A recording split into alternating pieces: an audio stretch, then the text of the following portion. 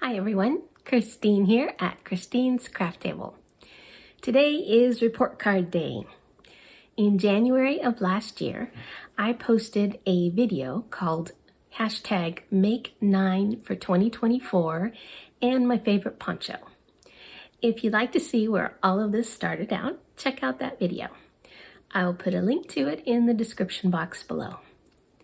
The idea was to pick 9 yarns, or in some cases sets of yarns, that had been languishing in my yarn stash for a while, and use them in the year 2024.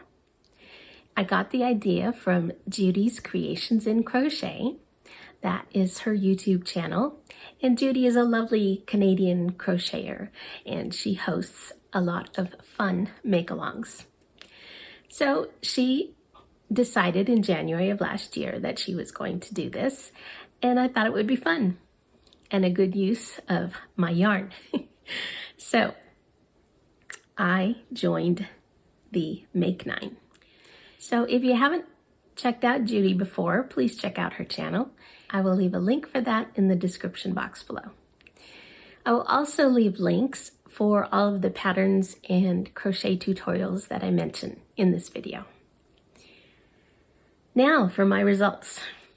Out of the 9, I had 7 successes and 2 fails. And 7 out of 9 gives me a score of about 77%, which is a solid C if you're grading it. However, I still have a plan for those last 2 sets, so I have not given up on them by any means. So I'm thinking of them like makeup homework, and I will try to get them done in 2025. With that, let's take a closer look at my results. I have lots of pictures for you and all the details. First up is this beautiful Noro yarn, which I actually won in a giveaway from Judy's Creations in Crochet. So this is a very appropriate one to begin with. And with this yarn, I crocheted this shawlette. It used all 492 yards. This beautiful pattern was by Carmen Heffernan at Annie's Design Crochet. It's called the Vintage Peach Shawl. This shawl was donated to a fundraiser for supporting missionaries. And that is success number 1. Next up are these 3 colors of Loops and Threads Cozy Wool Merino. I had 410 yards of blue, 1,230 yards of green, and 385 yards of navy for a total of 2,025 yards. I made a few pieces with these. First, I joined a fun make-along hosted by Judy again and Gina at Knitting Turnpike. They called the collaboration Turning Pike Creations Mal 24. We had the choice of making a crochet pattern or a knit pattern. There were somewhere around 40 to 50 participants, if I remember correctly. And there is a great slideshow of everyone's finished shawls. I'll try and find it and give you a link for it in the description box. The crochet pattern was called Reverdie Wrap by Heather J. Anderson. For it, I used 242 yards of navy, 429 yards of green, and 410 yards of blue, for a total of 1,081 yards. As you can see, it's a very versatile wrap. Later, I made this matching beret. It's called the Crochet Easy Beret Hat by AC Crochets on YouTube.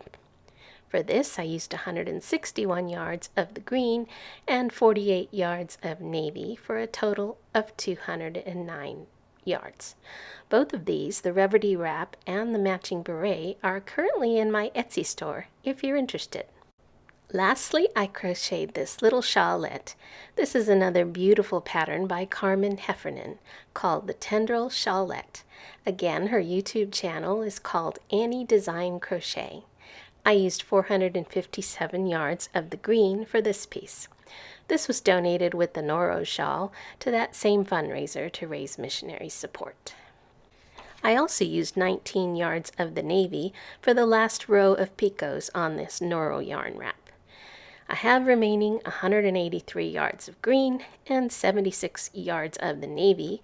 These are going in my wool scrap bag, which I plan to use in a mini granny square scrap can. So I call this one success number 2. Number 3 is this beautiful chunky Mandala Watercolors yarn in the color Tea Berry. I love saying that name, Tea Berry. I had 1,427 yards to use, and again, this one has gone into several projects. First, I made a pair of slippers for me. These used 187 yards. Next was this bulky lace scarf. This lovely pattern is by Olga Poltava. This took 353 yards. Then, to match the scarf, I made this shell stitch beanie hat, which used 147 yards, and this is a pattern by Bag O' Day Crochet. The hat and scarf were a gift to my sweet mother-in-law. The last 740 yards are going into this poncho, which is still a work in progress. My plan is to finish it by the end of February. This is the Snow on the Alps poncho, pattern by Bag O' Day Crochet, and that is success number 3. Number 4 is a set still tied up in a work in progress. In my defense, this is a big project. This is Big Twist Value yarn. I had 1,520 yards in the color grape, 1,140 yards in white, and 380 yards in light green for a total of 3,040 yards. I bought this yarn with the intent of making an afghan because I love the color combination of the grape, the white, and the green. I can't remember why I only bought one skein of light green though. In January, I came across the annual blanket crochet along with Jaden Stitches. She called it Granny's Magical Cupboard Calendar Blanket Cal, and it has been lots of fun, but slow going because she only releases one pattern per month. I now have completed my squares for all 12 months, and I have 48 squares.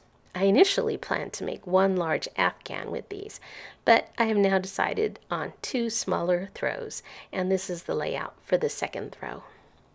They have been blocked to make joining easier, and I plan to join the squares with white. Up to this point, I have used 847 yards of grape, 387 yards of all of the light green, and 568 yards of white. I ended up adding more colors, which are not part of my Make 9, so I've only used 55% of the grape. And I still have 601 yards of the white left, but since I will be using that to join the squares and make the border, I should be able to use all of the white. And if I run low on the white, I can always use more of the grape to finish the border. I plan to finish this project either in January or February. So I'm going to consider that one success number 4. Fifth up is Caron's Simply Soft Speckle in the color Himalayan Salt. I had 872 yards, and with this I made a blanket for Camp Boggy Creek, the blanket drive, and used 222 yards. The remaining 650 yards were donated. So that is success number 5. Number 6 is a set of Cascade 220 100% worsted wool. I had the colors brick and navy, 440 yards each for a total of 880 yards. I used 29 yards of the navy in a winter headband pattern by Maureen Youngblood. This pattern is called TFF Twister's Ear Warmer. I used another 94 yards of the navy to make a matching cowl for the ear warmer. Basically the same pattern modified to increase the size. Of the pretty brick color, I used none. And so I have remaining 440 yards of the brick and 317 yards of the navy for a total of 757 yards. So I only use 14% of this yarn, and this one is a fail. But I now want to make one of those scrappy mini granny throws, which I mentioned earlier, with all different colors of lightweight, nice wool yarns. So these will definitely contribute to that. Next up is my favorite yarn, Yarn Bee Soft and Sleek DK. I have 1912 yards in the color Ivory and 1912 yards in the color Irish Rain, which is a beautiful deep green. So that is a total of 3,824 yards, and I used none, hence a complete fail. Why, you ask? This is your favorite yarn, right? I've heard other crocheters talk about this. It is a paralysis that takes over when you have a yarn that you love so much that you can't decide what to do with it. I kept waffling between ideas, but I still plan to make a beautiful throw with this. However, I'm really enjoying a poncho I made out of this yarn. Here is my poncho in the colors Ivory, Cedar, Cloud Control, and Linen. Nothing to do with my Make 9 for 2024, but so you know what I'm talking about. I am also wearing it at the beginning and end of this video. So I am very tempted to make another poncho with this yarn. It is so delightful with a beautiful drape. It is so lightweight that I can even bunch it up at the front of my neck, leaving the rest draping down my back like a scarf to have my arms free. I think a poncho would get a lot more use than a blanket, but now I'm thinking I could actually use the blanket on my bed all year long because it's so lightweight. Decisions. And of course, Hobby Lobby does still carry this yarn. In fact, there is a beautiful pumpkin color that I've been wanting to buy, and a gorgeous burgundy red. I could actually make the blanket with the ivory and green, and then buy more yarn for the poncho. I think I have a plan, finally. But for the Make 9 for 2024, this was definitely my second fail. Number 8 is this Yarn Bee Sugarwheel. 2 cakes, 710 yards, in the colorway Gelato My Motto. I thought that name was so cute, although I have no idea why it was used for this combination of greens and light gray. I used 100% of this in this blanket for Camp Boggy Creek. Yay! Success number 6. Last but not least, since I do enjoy working with this yarn, is Premier Everyday Worsted Anti-Pilling in the color Baby Pink. I had 898 yards. I used 186 yards in this Gumball Afghan. This adorable pattern is by Tony Lipsey. This little blanket was donated to the Mountain States Children's Home in a campaign hosted by Dana at Dana's Wanderlust Crochet. I used 369 yards in this Cat's Meow blanket for Camp Boggy Creek. And so far, I have used 59 yards in this soccer outfit for an 18-inch doll, a very cute pattern by Pamela at Adoring Doll Clothes. I reserved 49 yards to finish this outfit. That is a total of 663 yards. The remaining 235 yards were donated to a worthy cause.